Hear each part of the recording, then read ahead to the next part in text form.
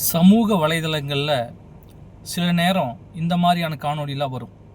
என்னுடைய குழந்தைக்கு அவசரமாக ஒரு ஆப்ரேஷன் பண்ணியாகணும், 10 லட்ச ரூபா செலவாகும், எங்ககிட்ட அந்த அளவுக்கு பணம் இல்லை, உங்களால் முடிஞ்ச உதவி பண்ணுங்கள், என்னுடைய கணவருக்கு திடீர்னு ஒரு விபத்து, உடனடியாக சர்ஜரி பண்ணியாகணும், 20 லட்ச ரூபா தேவைப்படுது, உங்களால் முடிஞ்ச உதவி பண்ணுங்கள் அப்படின்னு சொல்லி சில காணொலிகள் பார்ப்பீங்க.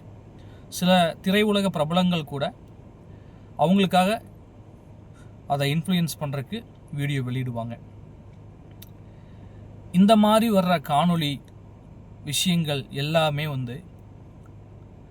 அதிகபட்சமாக மருத்துவ காப்பீடு எடுத்து வைக்காதனால மட்டும்தான் அந்த குடும்பம் இந்த நிலைக்கு தள்ளப்பட்டாங்க அப்படின்னா அதில் 100% யாருக்குமே மாற்றுக்கிறது வேண்டாங்க. ஏன்னா நம்ம டெய்லி இந்த மாதிரி விஷயங்கள் பார்த்துட்ருக்கோம். நடக்கிற சம்பவங்கள் நோய் சம்மந்தப்பட்டதாக இருக்கலாம், அல்லது விபத்து சம்மந்தப்பட்டதாக இருக்கலாம். அது நம்மளால் தடுக்க முடியாது.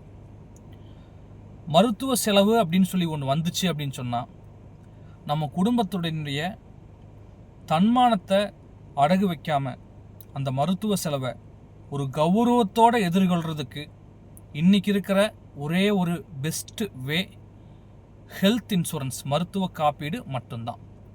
என்னுடைய அன்பு உள்ளங்கள், தயவு செஞ்சு இந்த சூழ்நிலையை புரிஞ்சுக்கிட்டு ஹெல்த் இன்சூரன்ஸ் எடுத்து வைங்க.